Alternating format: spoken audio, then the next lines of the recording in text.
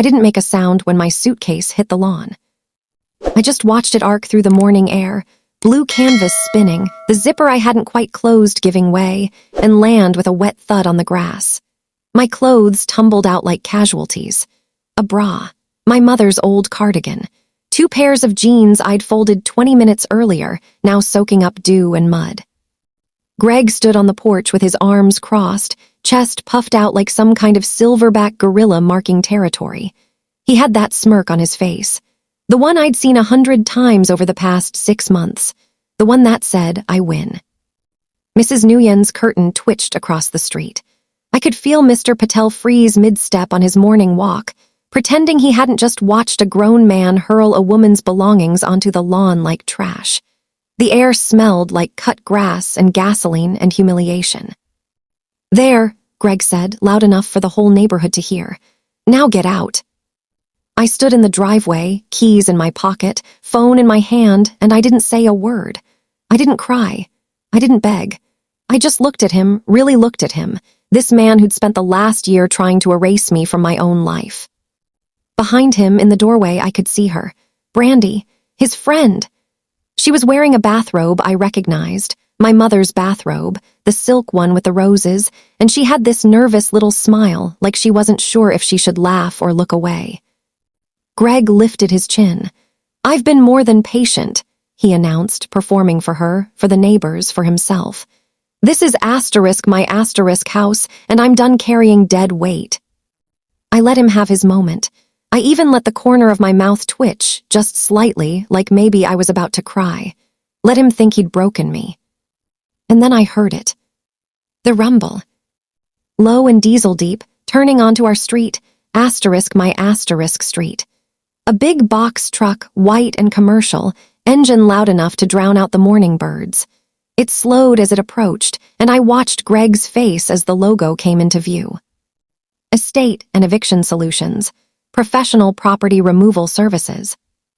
His smirk didn't just fade, it crumbled. I didn't smile, not yet, but I met his eyes, and I let him see that I knew exactly what was about to happen.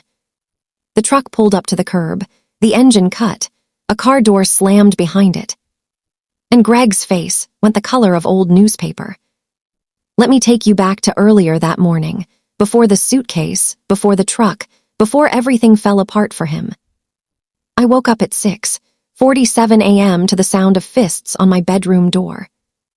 Not knocking, pounding. "Sarah, get up." Greg's voice, rough and triumphant, the way it always was when he thought he had the upper hand. I was already awake. I'd barely slept. I'd spent most of the night sitting in my mother's garden, under the stars, going over the plan one more time in my head. But I made myself wait 5 seconds before answering, made my voice sound groggy. "What?" "You've got 2 hours. Pack your shit and get out." I heard Brandy giggle somewhere behind him. High-pitched and performative, like she was watching a reality show and not the dismantling of someone's life. I sat up slowly, pulled on the jeans I'd laid out the night before, and opened the door. Greg filled the frame. He was wearing a t-shirt that said Lake Life across the chest. He'd never lived near a lake in his life, and his arms were crossed like a bouncer outside a club. His eyes were flat and mean. 2 hours, he repeated. "I've been more than generous letting you stay this long, but Brandy's moving in today, and frankly, Sarah, you're 32 years old. It's time to stand on your own 2 feet. I blinked at him. What about Mom's will? He waved a hand, dismissive, like I'd just asked him about the weather. Your mother wanted me taken care of. I was her husband asterisk. And this house, he tapped the doorframe with his knuckles, a hollow thud. This is mine now, so either you walk out on your own or I'll help you. I didn't argue. I didn't cry. I just looked at him for a long, quiet moment, and then I said, "Okay." That surprised him. I could see it flicker across his face. Suspicion, maybe even disappointment that I wasn't going to fight. He wanted a scene. He wanted me to beg, to yell, to give him an excuse to play the victim. I didn't give him anything. "Okay," I said again. "I'll pack." I closed the door in his face, locked it, and leaned against it for 3 full seconds, letting my heartbeat slow. Then I pulled out my phone and texted Ms. Cho, my mother's estate attorney. "It's happening. Stick to the plan."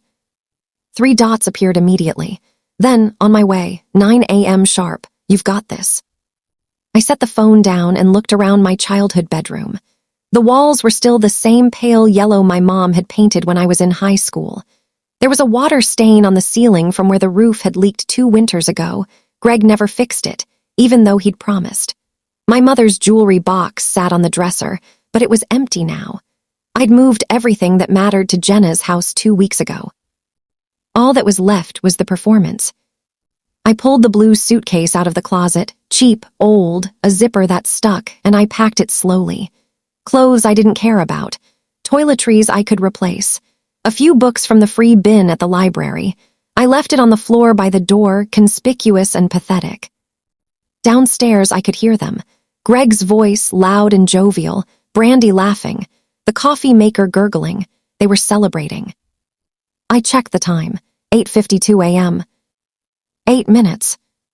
I ran my hand along the doorframe one last time, the wood smooth under my fingers, and I thought about my mom.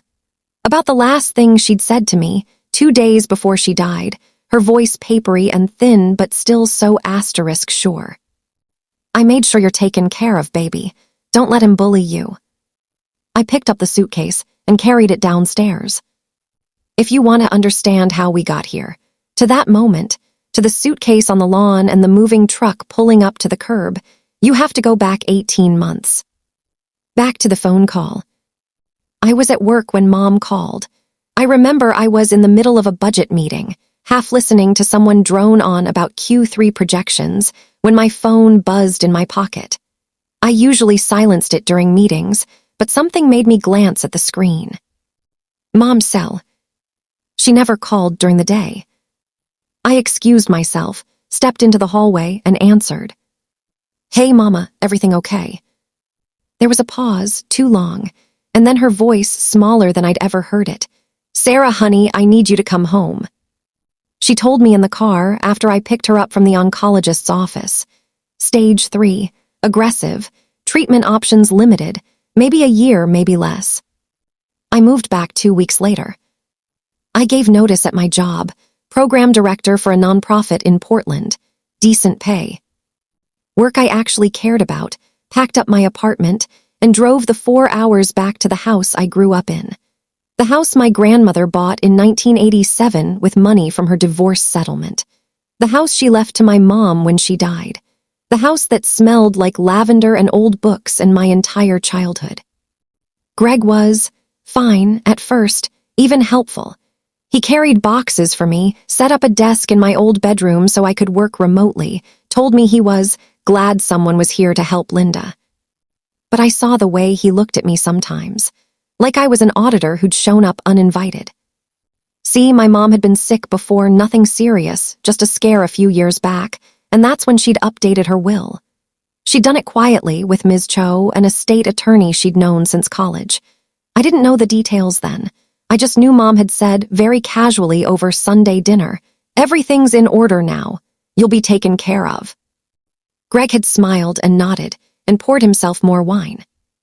What he didn't know or chose to ignore, was what taken care of actually meant. The house was mine, outright. No splitting, no negotiation. It had been my grandmother's, then my mom's, and in her will, Linda left it solely to me. Greg got a cash payout, $60,000, and he got life tenancy asterisk, meaning he could live in the house as long as he wanted. But there was a clause. If he remarried or cohabitated with another woman, the tenancy was void. He'd have to leave. Mom added that clause 6 months before she died, after she found texts on his phone. She never told him. She just went to Ms. Cho, updated the will, and smiled at Greg over dinner like nothing had changed. I didn't learn any of this until after the funeral. Those last 4 months with Mom were a blur. Hospice nurses, morphine, her garden slowly dying because she didn't have the strength to tend it and Greg couldn't be bothered. I did what I could. I cooked, I cleaned, I sat with her and read her favorite books out loud. Greg was absent. He'd leave for hours, claim he was running errands, come back smelling like perfume that wasn't my mother's. She died on a Tuesday in March, just after dawn, with me holding her hand. Greg cried at the funeral, big, showy sobs. People hugged him, told him how strong he was, how devoted. I stood there in my black dress, numb and hollow, and I didn't cry at all. The will reading happened a week later. Ms. Cho called us both into her office, a small, tidy space downtown with diplomas on the wall and a view of the park. She walked us through it, line by line. The house, Sarah. Mom's savings and retirement accounts, split between Sarah and a few charities. The car, Sarah. Cash payout to Greg, $60,000 in recognition of his 12 years of marriage to Linda. Life tenancy. Greg could remain in the house unless he remarried or cohabitated. I watched his face as Ms. Cho read that last part. He went very still, his jaw tightened. When we left the office, he didn't say a word to me. He got in his truck and drove off, tires squealing. I thought maybe that was it. Maybe he'd take the money, find an apartment, move on. I was so wrong. Over the next 6 months, Greg transformed. Or maybe he just stopped pretending. He started calling it his house. He'd correct me if I said otherwise. I'm going to paint my living room. Don't touch my thermostat. This is my home. He'd invite people over without telling me, leave messes for me to clean up, eat food I bought and never replace it. He told me I was freeloading. He said I was too old to start over, that I should be grateful he was letting me stay. He changed the locks, told me it was for security, and handed me a single key like I was a tenant. He moved into my mother's bedroom the day after the funeral, boxed up her clothes and dropped them at Goodwill without asking me if I wanted anything. I only found out because I saw the empty closet. I documented all of it, texts, dates, photos of her things disappearing. And I met with Ms. Cho, twice. She was kind but firm. Sarah, you own this house. You are the executor of the estate. You have every legal right to remove him, whenever you're ready. But I wasn't ready. I was grieving. I was exhausted. And some part of me, some stupid, naive part, still thought maybe he'd calm down. Maybe we could coexist until I figured out what came next. Then, 3 weeks ago, I heard him on the phone with a real estate agent, talking about his property, asking about market value, planning to sell my house. And I knew. He wasn't going to stop. He wasn't going to leave. He was going to take everything. Unless I stopped him first. The first time Greg forgot to tell me about an estate meeting, I gave him the benefit of the doubt. It was about 6 weeks after the funeral. Ms. Cho had called him to discuss some final paperwork, tax documents, transfer of title, routine things. He took the call in the kitchen while I was upstairs. When I came down an hour later, he was watching TV.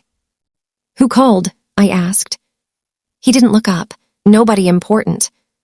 I found out 3 days later when Ms. Cho emailed me directly, apologizing for the delay and asking if I'd received the documents Greg was supposed to pass along. I hadn't. I found them in his truck, under a Subway wrapper and an empty Gatorade bottle. When I confronted him, he shrugged. Oh, yeah, forgot. I've had a lot on my mind, Sarah. Not all of us can just sit around the house all day. I was working remotely. Freelance grant writing, 40 hours a week. But he decided I was unemployed, and no amount of correcting him seemed to stick. The small cuts kept coming. He started parking his truck across the driveway, so I couldn't get out without asking him to move it. When I mentioned it, he said, "It's my driveway. I'll park where I want." He threw out leftovers I'd labeled with my name. They were taking up space. He turned off the Wi-Fi router at night, said he'd read an article about electromagnetic waves disrupting sleep. Never mind that I sometimes had evening calls with clients. He had friends over every weekend. Loud, drunk men who tracked mud through the house and left beer cans on every surface. One of them asked me, in front of Greg, if I was the maid. Greg laughed. I started spending more time in my room, in the garden, anywhere he wasn't. And then Brandy appeared. It was late May, about 4 months after Mom died. I came home from a grocery run and saw an unfamiliar car in the driveway, a white Lexus with a vanity plate that said BL3SSED. Inside, Greg was on the couch with a woman I'd never seen before. Blonde, early 40s, too much perfume. She had her shoes off, feet tucked under her like she lived here. Greg didn't stand up. "Oh, Sarah, this is Brandy. Brandy, this is Sarah, Linda's daughter. She's staying with me for a bit." "Staying with him." Brandy smiled, all teeth. "It's so nice to meet you. Greg's told me so much about you." I sincerely doubted that. "Nice to meet you too," I said, and I went upstairs. Brandy started showing up more. Weekends at first, then weeknights. I'd hear them laughing, the clink of wine glasses, the low murmur of the TV. I'd come downstairs in the morning and find her makeup bag in the bathroom, her shoes by the door.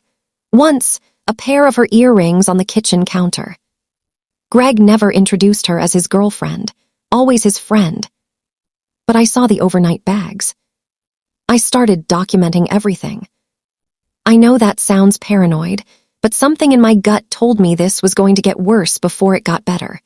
So I opened a Google Doc and started logging. May 23, Brandy's car in driveway overnight. Greg referred to house as his in front of her. June 2, Greg changed locks, did not consult me, handed me a single key. June 10, noticed Mom's jewelry box missing from her dresser. Greg claims he donated it because it was just taking up space. Did not ask me first. I took photos, screenshots of texts where he called me a freeloader or said I needed to contribute or leave. Receipts for groceries he ate, bills I paid that he said were his responsibility but never followed through on. I didn't know what I was going to do with it all, but I knew I needed a record. I met with Ms. Cho again in early July, then again in August. The first time, I was still trying to be diplomatic. "Is there any way to, I don't know, clarify the situation? He keeps saying the house is his. I don't think he understands the will." Ms. Cho folded her hands on her desk. She had sharp eyes, kind but no nonsense. "Sarah, he was present for the reading. He signed documents acknowledging the terms. He understands. He's choosing to ignore it." "But what if you own this home outright? You are also the executor of your mother's estate, which means you have legal authority to make decisions about the property.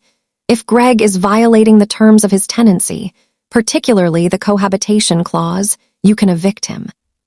The word landed like a stone. Evict. "I don't want to be cruel," I said quietly. Ms. Cho's expression softened. "Standing up for yourself isn't cruelty, it's self-respect. Your mother made sure you were protected, Sarah. She knew exactly what she was doing." But I wasn't ready, not yet. By late August, Greg wasn't even pretending anymore. He moved a second TV into the master bedroom, *Mom's bedroom, and mounted it on the wall, drilling holes without asking. He rearranged the furniture, got rid of her reading chair, the one she'd sat in every night for 20 years. He started talking about upgrades, new countertops, knocking out a wall. "Really make this place mine," he said. I came home one day to find a stack of paint samples on the kitchen table. "What are these?" "Brandy thinks the living room is too dark. We're going with something lighter, more modern." "Greg, you can't just..." "It's my house, Sarah." He didn't even look up from his phone. "I can do what I want." I went upstairs, closed my door, and screamed into a pillow. That night, I called Jenna. Jenna and I had been best friends since high school. She lived 20 minutes away, worked as a physical therapist, and had exactly zero tolerance for bullshit. "He's gaslighting you," she said flatly. "I know. So why are you still there?" "Because I didn't have a good answer. Because I was tired. Because I was grieving. Because some broken part of me still felt like I had to keep the peace." "Sarah, babe, you own that house. He is living in your house for free, and he's treating you like a tenant, no worse, like an intruder." "I know. So do something about it." I didn't say anything. I'm serious, Jenna said, her voice softening. Your mom would be asterisk furious if she could see this. You know that, right? I closed my eyes. Yeah, I knew. But knowing and acting are two different things. And then, 3 weeks before the suitcase hit the lawn, I heard Greg on the phone. It was a Thursday afternoon. I was working at the kitchen table, headphones on, halfway through a grant proposal. Greg was in the den, the room that used to be my mom's office, the one he'd taken over and filled with his golf trophies and a leather recliner that cost more than my car payment. I got up to refill my coffee, and that's when I heard his voice through the half-open door. Yeah, I'm thinking early next year. Market's good right now, and the place is worth a hell of a lot more than it was when Linda bought it. I froze, mug in hand. It's a 3-bedroom, 2-bath, original hardwood, big backyard. Needs some updates, but it's got good bones. I'm figuring mid-400s easy. A pause. Yeah, it's mine. Inherited it when my wife passed. My vision tunneled. He was talking to a real estate agent. About selling my house. I stood there, coffee going cold in my hand, and I listened to him lie his way through a 10-minute conversation about square footage and comparable sales, and whether he should stage it or sell as is. When he hung up, I walked back to the table, sat down, and very calmly closed my laptop. Then I went upstairs, locked my bedroom door, and tore my room apart looking for any documents he might have tried to forge or steal. Everything was still there. The deed in my fireproof lockbox, the copy of the will Ms. Cho had given me, my mother's death certificate, all of it. But I didn't feel safe keeping it in the house anymore. That weekend, I brought everything to Jenna's. And on Monday, I did something I should have done months earlier. I went into Greg's den while he was out. I know, technically snooping, but it was still my house, and I had a pretty good reason to believe he was trying to defraud me. His desk was a mess. Fast food receipts, golf magazines, a half-empty bottle of bourbon. But sitting right on top, in a blue folder labeled property, I found it. Printouts from sketchy legal websites, articles about common law property transfer and squatters' rights and adverse possession. All of it highlighted, notes scrawled in the margins in his handwriting. And underneath that, a document he'd drafted himself. Notice to vacate. To Sarah Brennan. From Gregory Harrison, property owner. You are hereby notified that you must vacate the premises located at 428 Larkin Road within 30 days. I took photos of everything, every page, every note. My hands were shaking so badly, I almost dropped my phone. He wasn't just posturing. He wasn't just being an asshole. He was planning to evict me from my own house. I walked out of that room, got in my car, and drove straight to Ms. Cho's office. She fit me in between appointments. I must have looked like hell because the receptionist brought me water without me asking. When Ms. Cho came out, I didn't even wait until we got to her office. I just pulled out my phone and started showing her the photos. She scrolled through them in silence, her expression unreadable. Finally, she looked up. When did you take these? An hour ago. Does he know you have them? No. She handed my phone back. Good, don't tell him. We went into her office. She closed the door. Sarah, I'm going to ask you a question, and I need you to answer honestly. Are you ready to remove him from the property? I took a breath, let it out. Yes. You're sure? Yes. She nodded, pulled out a legal pad. All right, here's what we're going to do. Over the next 2 hours, Ms. Cho laid it all out. First, she needed to verify Greg's financial situation. As executor of the estate, I had access to the distribution records. I could see exactly what he'd been given and confirm he had no legitimate claim to the property. Second, she'd draft formal eviction paperwork. Since Greg had violated the cohabitation clause, Brandy was clearly living there. His life tenancy was void. I had every right to remove him. Third, and this was the part that made my stomach flip, She suggested we let him proceed with his little eviction stunt. Let him think he's in control, she said. Let him serve you his fake notice, throw his tantrum, whatever he's planning, and then we serve asterisk him with the real paperwork, in front of witnesses, if possible. Why? Because men like Greg don't believe they're wrong until you prove it to them in a way they can't ignore. You can tell him 100 times that the house is yours. He won't listen. But a moving truck and a sheriff's deputy, that he'll understand. I stared at her. You want me to let him humiliate me? I want you to let him asterisk try, and then humiliate himself. I thought about it for a long moment. Then I nodded. Okay. Good, she made a note. I'll need a few things from you. Bank statements showing his inheritance payout, documentation of Brandy's presence, photos, texts, anything that proves cohabitation, witness statements if you can get them. I have most of that already. She smiled. Of course you do. I spent the next 2 weeks building the case. I pulled Linda's bank records from the estate account. The $60,000 had been transferred to Greg's personal checking on April 3rd, 6 days after the will reading. I tracked his spending from there. It was shockingly easy. He'd linked his account to a budgeting app and never logged out on the shared desktop. Gone in 4 months. A new truck, $38,000. Timeshare deposit in Florida, $8,000. Restaurants, bars, golf outings, a new rifle, a leather jacket. Bottle service at a club in the city. The rest, nickel and dimed into oblivion. He was broke. No savings, no assets, nothing. And Brandy, sweet, clueless Brandy, thought he owned the house. I found texts on an old iPad he'd left in the living room, open and unlocked. Messages between them about our home and redecorating our bedroom and how excited she was to finally move in full time. He'd lied to her too. I screenshotted everything. Then I called Jenna. I need a favor, I said, a weird one. I'm listening. I need you to come over and witness Greg being an asshole, and maybe record it. She didn't even hesitate. When? Jenna came over that Saturday. Greg was in rare form, day drinking, loud, showing off for Brandy. When I walked through the living room, he made a comment about me lurking and asked if I didn't have somewhere else to be.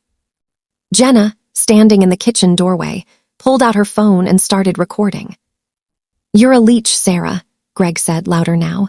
Your mom felt sorry for you, but I don't. Grow up and get your own place. Jenna got every word. When we left, she squeezed my hand. Burn him, she said. Ms. Cho filed the eviction paperwork on a Wednesday. A judge signed it on Friday. And then we scheduled the truck. Not just any moving company. A specialized service that handles court-ordered removals, estate cleanouts, evictions. Professional, discreet, experienced with hostile situations. The company was called Asterisk Estate and Eviction Solutions. Their truck had the name, printed in bold black letters on both sides. We scheduled them for 9 a.m. the following Tuesday. The same day Greg had told me I had to be out by 9. Ms. Cho walked me through every step. What to pack, one suitcase, nothing important. Where to stand near the mailbox, visible, safe. What to say, the house is mine. Here's the deed. You need to leave. She even gave me a script for if he got violent. Stay calm, step back, call 911. I moved my real valuables, Mom's jewelry, photos, documents, to Jenna's house. I warned the neighbors. Well, not warned.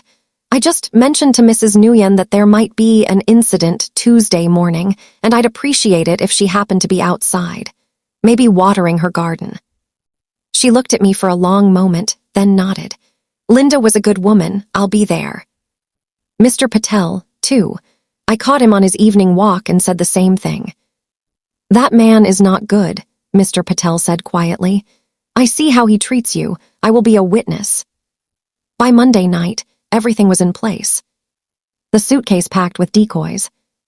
The attorney on standby. The truck scheduled. The eviction order signed and sealed. I sat in my mother's garden one last time under the stars, and I let myself cry. Not from fear, from relief. Because I knew, finally, I was about to take my life back. The week before everything went down, Ms. Cho had me come to her office for what she called rehearsal. I thought she was joking. She wasn't. "We're going to walk through this step by step," she said, clearing her desk. "I need you to know exactly what's going to happen, exactly when, and exactly what to do if things go sideways." She laid out a timeline on a piece of paper, writing in her precise, lawyer handwriting. *9:00 a.m. truck arrives. I arrive, park on street. *9:02 a.m. approach property. Assess situation. *9:05 a.m. serve eviction notice to Greg personally. Sarah presents deed. *9:10 a.m. movers begin removal of Greg's belongings. *9:15-10:30 a.m. supervised packing and loading. *10:30 a.m. Greg surrenders keys and vacates. I stared at it. It looked so clean on paper, so simple. "What if he doesn't surrender the keys?" I asked. "Then I call the police non-emergency line. I'll have it on speed dial. They'll send an officer to supervise." "What if he gets violent?" "You stay near me or near the movers. You do not engage. If he makes any threatening movement, you step back and I handle it. These men have done this before, Sarah. They know how to keep themselves and you safe." She walked me through every document I'd need. She'd already prepared a folder, the deed, with my name and my mother's name and my grandmother's name going back to 1987. The will, highlighted in yellow on the relevant sections. The eviction order, signed by Judge Brennan 2 days prior, with the court seal embossed at the bottom. A copy of the cohabitation clause.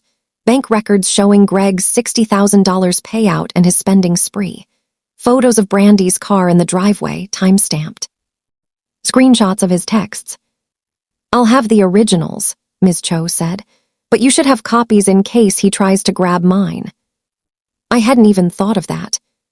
"Keep them in your jacket pocket, folded but accessible, and keep your phone in your other pocket recording." Recording. Audio the whole time. You won't need it if everything goes smoothly. But if he says anything threatening or tries to claim later that we ambushed him or didn't give him a chance to comply, we'll have proof. She handed me a small card with a phone number on it. "This is the non-emergency police line. It's already programmed into my phone. If you feel unsafe at any point, Sarah, you call them. Don't wait for my permission." I took the card. My hands weren't shaking. That surprised me. "Now," Ms. Cho said, standing up, "let's talk about where you'll be." She pulled up Google Street View on her computer and showed me my own house from the road. "You're going to stand here." She pointed to the end of the driveway near the mailbox. "Not on the porch, not in the doorway, out in the open where the neighbors can see you, where the movers can see you. You are not trapping yourself inside with him." That made sense. When he throws the suitcase, and he will, Sarah, men like this love a dramatic gesture, you don't react. You don't pick it up. You don't flinch. You just stand there and wait for the truck. What do I say to him? As little as possible. When I serve him the eviction notice, I'll do the talking. If he addresses you directly, you can say, "The house is mine. Here's the deed. You need to leave." That's it. No justifying, no arguing, no defending yourself. You don't owe him an explanation. I nodded. "Practice it with me." I blinked. "What?" "Say it out loud." I felt ridiculous, but I did it. "The house is mine. Here's the deed. You need to leave." Again, slower, look me in the eye. "The house is mine. Here's the deed. You need to leave." Good, one more time. Imagine I'm Greg. Imagine I'm yelling at you, calling you a liar, saying you forged the documents. I took a breath. "The house is mine. Here's the deed. You need to leave." Ms. Cho smiled. "Perfect, that's all you need." When I got home, I moved the last of my important things out of the house. Mom's jewelry box, the real one. The wooden one with the mother-of-pearl inlay that her own mother had given her. I'd hidden it in my closet months ago, after Greg donated the decorative one that had been sitting on her dresser. Photo albums, my birth certificate, my social security card, the quilt my grandmother made, a box of letters my mom had written to me over the years, college, postcards from trips, a note she'd tucked into my bag the day I moved to Portland that I hadn't found until weeks later. All of it went to Jenna's. Then I packed the suitcase. It was almost funny in a grim way. I picked out clothes I didn't care about, a stretched-out sweater, jeans with a hole in the knee, socks that had lost their matches. I threw in a drugstore shampoo bottle, half empty, a toothbrush I was planning to replace anyway, a paperback I'd found in a little free library. If Greg wanted to throw my things on the lawn, fine. Let him ruin garbage. I left the suitcase on the floor next to my bedroom door, visible and pathetic. Then I went to talk to the neighbors. Mrs. Nguyen was in her front garden, pruning roses. She'd lived across the street for 30 years. She used to bring my mom cuttings and seeds, and they'd talk over the fence about aphids and fertilizer and the best time to plant tomatoes. "Mrs. Nguyen," I said, walking over, "can I ask you a favor?" She looked up, shears in hand. "Of course, Sarah." "Tomorrow morning, around 9, there's going to be an incident at my house with Greg. I hesitated. I'm removing him from the property, legally, but I think he's going to make a scene and I could really use a witness." Her face didn't change, but her eyes sharpened. "He is not a good man." "No, he's not. Your mother knew this." I nodded. "I will be outside," she said simply, "watering my garden." "Thank you." 2 houses down, I found Mr. Patel returning from his morning walk. He was a retired teacher, soft-spoken and kind. He'd helped me rake leaves once when I was 12 and my mom had the flu. I gave him the same story. He listened, nodded, and said, "I will be there. Do you need anything else? A phone call, a place to wait?" "No, just be there, please." "I will." That night, I couldn't eat. Greg ordered pizza, didn't offer me any, not that I wanted it, and ate in front of the TV with Brandy curled up next to him. I could hear them laughing. Something on HGTV, a show about flipping houses. The irony wasn't lost on me. Around 8, Greg wandered into the kitchen where I was washing my coffee mug. "So," he said, leaning against the counter, "tomorrow." I didn't look at him. "Tomorrow.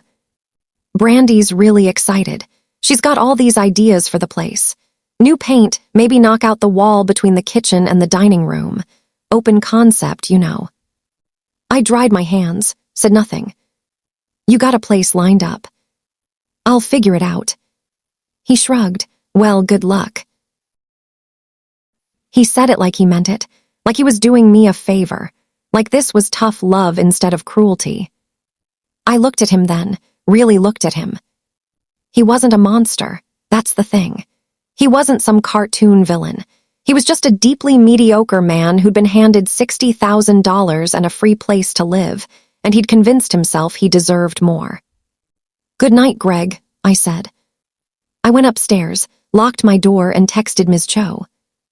"He's all in. See you at 9. I'll be there. Get some rest." I didn't rest. I sat in my mother's garden instead, under the stars, in the white wooden chair she used to read in. The tomatoes she'd planted were dead. I hadn't been able to save them. But the lavender was still there, and the roses, wild and overgrown but blooming. I thought about the last thing she'd said to me. It was 2 days before she died.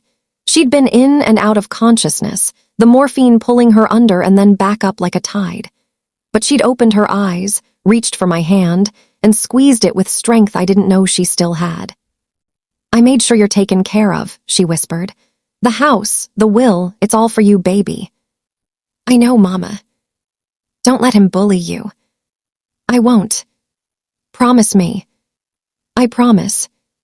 She'd closed her eyes then, satisfied, and slept for 18 hours. Sitting in her garden, I whispered it again. "I promise."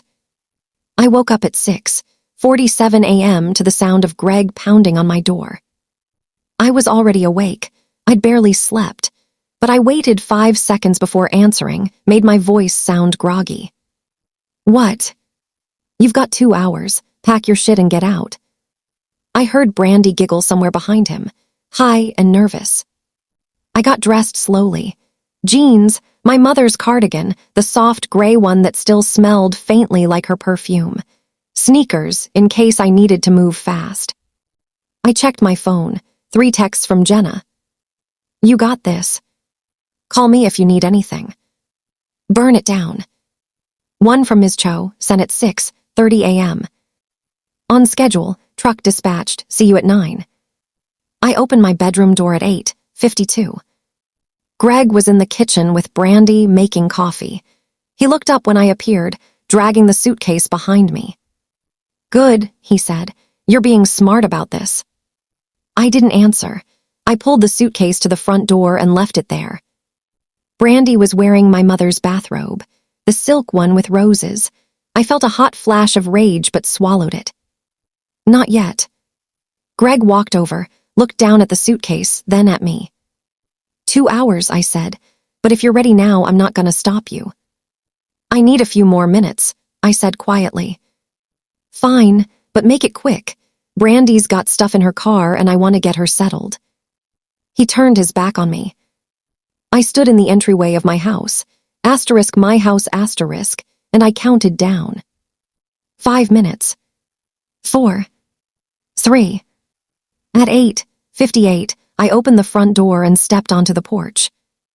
Greg followed me. Forget something. No. Then what are you? I'm waiting, I said. For what? I didn't answer. At exactly 9:00 a.m., Greg seemed to run out of patience. He shoved past me, grabbed the suitcase, and hurled it off the porch. It hit the lawn with a wet thud. The zipper gave. Clothes spilled out onto the grass, soaking up dew and dirt. Mrs. Nguyen, watering her roses across the street, gasped audibly. Mr. Patel stopped mid-step on the sidewalk. Greg stood on the porch, arms crossed, chest out. There, he announced, loud enough for the whole street to hear. Now get out. Brandy appeared in the doorway behind him, eyes wide, clutching her coffee mug. She looked uncomfortable. Good. I walked down the steps slowly, calmly. I stopped at the end of the driveway, right next to the mailbox, exactly where Ms. Cho had told me to stand. Greg lifted his chin. I've been more than patient, he said, performing now, voice carrying. This is my house, and I'm done carrying dead weight. I said nothing. I just tilted my head, listening. And then there. The rumble. Low and deep, the sound of a diesel engine turning onto our street. Greg didn't notice at first. He was too busy talking. You're 32 years old, Sarah. It's time to grow up. Your mother bobbied you, but I won't. I'm starting fresh, and that means... The truck appeared at the end of the block. Big, white, commercial. The logo came into view as it slowed. Estate and Eviction Solutions, Professional Property Removal Services. Greg's voice died mid-sentence. His smirk didn't just fade, it collapsed. The truck pulled up to the curb, air brakes hissing. Behind it, a silver sedan, Ms. Cho's car. I watched Greg's face cycle through confusion, then suspicion, then the first cold edge of fear. What? He started. I didn't smile, not yet. But I met his eyes. And I let him see that I knew exactly what was about to happen. The truck door opened. Ms. Cho stepped out of her car, a leather folder in her hand. And Greg, for the first time in 6 months, went completely silent. The truck engine cut off. The sudden silence was enormous. 2 men stepped out of the cab, both wearing black polo shirts with the company logo embroidered on the chest. They had clipboards. They looked professional, bored even, like this was just another Tuesday morning job. Ms. Cho walked up the driveway, heels clicking on the pavement. She was wearing a gray suit, her hair pulled back, and she carried that leather folder like a weapon. Greg found his voice. What the hell is this? Ms. Cho stopped about 6 feet from the porch. Mr. Harrison, my name is Caroline Cho. I'm the estate attorney for Linda Brennan's estate, and I represent Sarah Brennan, the legal owner of this property. The what? No. This is asterisk my asterisk house. I inherited it when Linda died. You did not. Ms. Cho's voice was calm, almost pleasant, like she was explaining something to a child. You received a cash inheritance of $60,000 and conditional life tenancy. That tenancy has now been terminated due to violation of the cohabitation clause. Brandy made a small sound behind him. Greg. He ignored her. This is bullshit. I don't know who you think you are, but... I'm the attorney who drafted the will you signed. Ms. Cho opened the folder. I have the deed to this property. I have the probated will. And I have a court order signed by Judge Brennan yesterday morning. She pulled out a document and held it up. The court seal was visible even from where I stood. You are hereby evicted, effective immediately, and required to vacate within the next 2 hours. She walked forward and held it out to him. Greg didn't take it. He just stared at it like it might bite him. This is insane, he said, but his voice had lost its edge. Sarah, what is this? What are you doing? Every head turned to me. I reached into my jacket pocket and pulled out the folded papers Ms. Cho had given me. I unfolded them slowly. The deed was on top. I held it up. This house was purchased by my grandmother, Eleanor Brennan, in 1987, I said. My voice was steady, loud enough for the neighbors to hear. She left it to my mother, Linda. My mother left it to me. It has never been in your name, Greg, not for one single day. I walked forward and handed him the deed. He took it this time. His hands were shaking. His eyes scanned the page. I watched his face as he found my name, then my mother's, then my grandmother's, a chain of ownership going back 36 years. But she said, I'm her husband. You were her husband, Ms. Cho corrected, which entitled you to a portion of her estate, $60,000, which you received on April 3rd of this year. You also received life tenancy in this home, conditional on not remarrying or cohabitating with another woman. She glanced past him at Brandy, who had gone very pale. You are now in violation of that condition. The tenancy is void. Brandy's just a friend. Mr. Harrison, I have documented evidence of Ms. Callahan's vehicle in the driveway overnight on no fewer than 14 occasions over the past 2 months. I have photographs. I have witness testimony from neighbors. I have your own text messages referring to this as our home. You are cohabitating.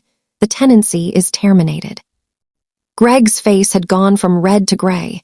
He looked at the paper in his hands, then at Ms. Cho, then at me. You can't do this. I can, I said quietly, and I am. Where the hell am I supposed to go? Ms. Cho answered before I could. Your belongings will be transported to a climate-controlled storage unit at 1157 Industrial Parkway. The estate will cover the first month's rent. After that, it's your responsibility. You'll receive the unit number and access code once the movers have finished.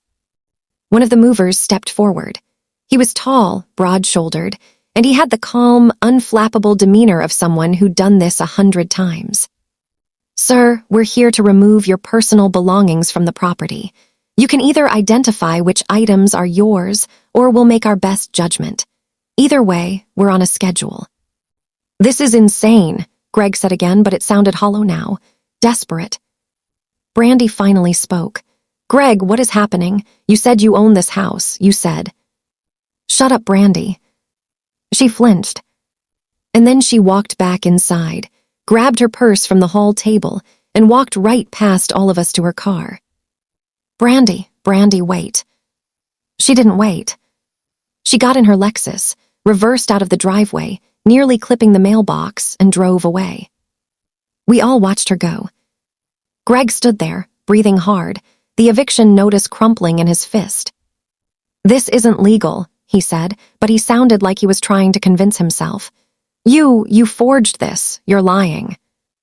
Mrs. Nguyen's voice cut through the air, sharp and clear. Linda told me the house was Sarah's. I was there when she updated the will. I remember. Greg's head snapped toward her. Mr. Patel stepped onto the sidewalk, arms crossed. I heard you call Sarah a freeloader last month. In her own home. You should be ashamed. Greg opened his mouth, closed it. Ms. Cho's voice was gentle now, almost kind. It was worse than if she'd been angry. "Mr. Harrison, you have two choices. You can cooperate with the movers, identify your belongings, and leave peacefully. Or you can refuse, in which case I will call the police and they will oversee your removal. Either way, you are leaving today. It's up to you how that happens." For a long moment, he didn't move. Then he turned to me. His eyes were wet. I couldn't tell if it was rage or tears. "I took care of her," he said. "I was there, I married her, You married her for this house," I said. "And she knew it. That's why she protected me. That's why the will says what it says." "You don't know that." "I do." Something in my voice must have convinced him, because he deflated. All the fight went out of him at once. He looked old, suddenly, small. "Fine," he muttered, "fine." He turned and walked back into the house. The movers followed. It took 2 hours. I stood in the driveway the whole time, watching. The movers were efficient. They brought out boxes, furniture, bags of clothes, Greg's recliner, his golf clubs, the big screen TV he'd bought with Mom's money, the bed frame from the master bedroom, not the mattress that had been Mom's, but the frame he'd swapped in. He tried once to claim the dining room table. "That was Linda's," I said. "We bought it together." Ms. Cho didn't even look up from her phone. "Do you have a receipt proving purchase, Mr. Harrison?" He didn't. The table stayed. At one point, he came out with a box of kitchen stuff, utensils, a few pots and pans, and he stopped in front of me. "I hope you're happy," he said. I looked at him. "I'm not happy, Greg. My mom is dead. I spent the last year and a half watching her die, and then I spent 6 months being bullied in my own home by a man who thought he could steal it out from under me. No, I'm not happy." He blinked. "But I'm free," I said, "and that's enough." He didn't have an answer for that. By 11:15, the truck was loaded. Ms. Cho handed Greg a slip of paper with the storage unit information. "You have until the end of the month to arrange alternate housing. After that, if you attempt to return to this property, you'll be charged with trespassing." "What about my mail?" "File a change of address with the post office." He looked around, lost. "My truck's in the shop. How am I supposed to?" "That's not Ms. Brennan's responsibility." Ms. Cho's voice was final. One of the movers offered him a ride to the storage unit. Greg took it, because what else could he do? Before he got into the truck, he turned back one last time. "You know what?" he said. "Your mom would be ashamed of you." I didn't flinch. "No, Greg, she'd be proud." He got in the truck. Ms. Cho held out her hand. "Keys." He dropped them into her palm. 2 keys, front door and back. He'd never returned the garage door opener, but I'd already ordered a replacement keypad. The truck rumbled to life. And then Greg was gone. Ms. Cho and I stood in the driveway, watching the truck disappear around the corner. "How do you feel?" she asked. I had to think about it. "Tired," I said finally. "Really, really tired." She smiled. "That's normal. You want me to stay while you go through the house?" "No, I think I need to do this alone." "Okay, but call me if you need anything. And Sarah." "Yeah." "Your mother would be proud. I mean that." I nodded, not trusting my voice. She got in her car and drove away. Mrs. Nguyen and Mr. Patel were still outside. "Thank you," I called over to them. "Really, thank you." Mrs. Nguyen waved. "Come by later, I made too much soup." "I will." I stood there for another minute, alone in the driveway of my house. My house. Then I walked up the porch steps, unlocked the front door, and went inside. It smelled wrong. That was the first thing I noticed. It smelled like him. Cheap cologne and stale beer and cigarette smoke, even though he'd sworn he only smoked outside. I opened every window in the house. Then I walked through, room by room. The living room, his recliner was gone, but the imprint of it was still visible in the carpet.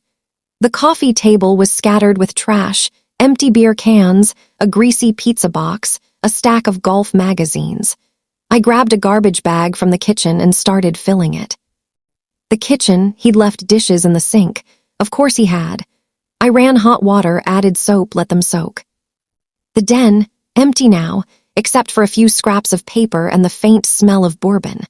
I opened the window and let the November air blow through. The master bedroom. I stood in the doorway for a long time before I went in. He'd taken the bed frame, but the mattress was still there. My mother's mattress. The nightstand was hers, too, scratched and old, but hers. He'd left a half-empty bottle of cologne on top of it. I threw it away. Then I stripped the sheets, his sheets, dark blue and stiff, and bagged them. I'd wash my mom's old linens and put those back on. Lavender-scented, soft from 1,000 washings. By the time Jenna arrived at 3, I'd filled 6 garbage bags. She took one look at me and pulled me into a hug.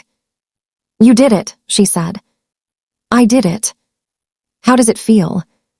Ask me tomorrow." She laughed. "Fair." We spent the rest of the afternoon cleaning. Jenna scrubbed the master bathroom while I vacuumed. We wiped down surfaces, threw out everything that smelled like him, opened closets, and cleared out the last of his junk. Around 5, there was a knock on the door. Mrs. Nguyen, holding a container of soup. "Pho," she said, "and spring rolls you need to eat." I could have cried, "Thank you." She patted my hand. "Your mother was my friend. I'm glad you're still here." At 7, Mr. Patel came by with a toolbox. "I noticed the porch railing is loose. Let me fix it." I didn't argue. By the time the sun set, the house smelled like lemon cleaner and pho and fresh air. Jenna left around 8, making me promise to call if I needed anything. I locked the door behind her. Then I walked through the house one more time, turning off lights, checking windows. It was quiet, so quiet. I stood in the middle of the living room, in the house my grandmother bought, the house my mother loved, the house that was mine now, legally, completely, undeniably mine, and I let myself feel it. Not happiness, not yet. But peace, tentative and fragile but real. I pulled out my phone and opened my messages. My mom's number was still saved. I hadn't been able to delete it. I typed, "I did it, Mama. The house is mine. Thank you for protecting me." I knew she'd never read it. But I hit send anyway. 3 months later, I'm sitting in the garden. It's late February, almost a year since Mom died, and the garden is just starting to wake up. I've been out here every weekend, clearing out the dead plants, turning the soil, planting new seeds. Tomatoes, basil. The lavender came back on its own. The house looks different now. I repainted the master bedroom. Not white like Greg wanted. Sage green, soft and warm, my mom's favorite color. I moved back into it a month ago, once it stopped feeling like his space and started feeling like mine. I turned Greg's den into a reading nook. Built-in bookshelves, a window seat with cushions, a small desk where I work now. I'm doing grant writing again remotely for a nonprofit that funds women's shelters. The pay is decent. The work feels meaningful. I'm not rich. The house is paid off, but there are still property taxes, utilities, maintenance. I budget carefully, but I'm not struggling either. And I'm not alone. Jenna comes over every Sunday. We cook dinner together, drink wine, watch bad TV. Mrs. Nguyen brings me cuttings from her garden and teaches me which plants grow best in partial shade. Mr. Patel fixed the porch railing, then the fence, then the gutter that was leaking over the back door. When I tried to pay him, he waved me off. "I like to stay busy," he said. I started dadding again last month. Nothing serious. Coffee with a guy I met at the farmer's market, a second date at a bookstore. It's nice. Casual, no pressure. I don't know where it's going, and that's okay. For the first time in a long time, I'm not worried about the future. I'm just here. I've been thinking a lot about what I learned, about what all of this taught me. I learned that silence isn't weakness. It's strategy. All those months I spent documenting, planning, staying quiet while Greg got louder and meaner, I wasn't being passive. I was being smart. I learned that the people who shout the loudest often have the least power. Greg postured and performed and threw my suitcase on the lawn because deep down, he knew he had nothing. No claim, no proof, no real authority, just bluster. I learned that my mother loved me enough to protect me even after she was gone. She knew. She saw who Greg really was, and she made sure I'd be okay. The will wasn't just a legal document. It was a love letter. And I learned that standing up for yourself isn't cruelty. There were nights, especially right after, when I lay awake wondering if I'd been too harsh. If I should have given him more time, more chances. If evicting him made me just as bad as he was. But then I remember the suitcase hitting the lawn. I remember him calling me a leech. I remember the fake eviction notice he drafted, the realtor he called, the way he erased my mother from her own house. Cruelty is throwing someone's belongings on the grass. Justice is showing them the deed. If you're listening to this, and you've ever been made to feel small in your own space, whether it's your home, your job, your family, I want you to know something. You're not imagining it, you're not overreacting, and you're not alone. I see you. It took me 6 months to fight back. 6 months of being gaslit and belittled and treated like a guest in my own home before I finally said enough. Maybe you're in that place right now. Maybe you're still gathering your courage, still telling yourself it's not that bad, still hoping it'll get better on its own. It won't. But you can make it better. Here's what I wish someone had told me. Document everything. Texts, emails, dates, witnesses, build a paper trail. It feels paranoid, but it's protection. Read every document you sign, especially wills, estate papers, leases, contracts. Know what you're agreeing to. Know what you're entitled to. Get a lawyer early. Don't wait until you're desperate. I met with Ms. Cho twice before I was ready to act, and those conversations gave me the clarity and confidence I needed. And this is the big one. You don't owe anyone access to what's legally yours, no matter how loud they get. Not your house, not your money, not your space, not your peace. No is a complete sentence. I'm still learning that one. But I'm getting better at it. If this story resonated with you, I'd love to hear from you. Drop a comment and tell me where you're listening from. Tell me your story if you feel safe doing that. Sometimes just nomming it out loud or typing it into a comment box takes away a little of its power. And if you want more stories like this, hit that subscribe button and turn on notifications. I'm here every week with stories about boundaries, justice, and taking your power back. You deserve to take up space. Don't let anyone convince you otherwise.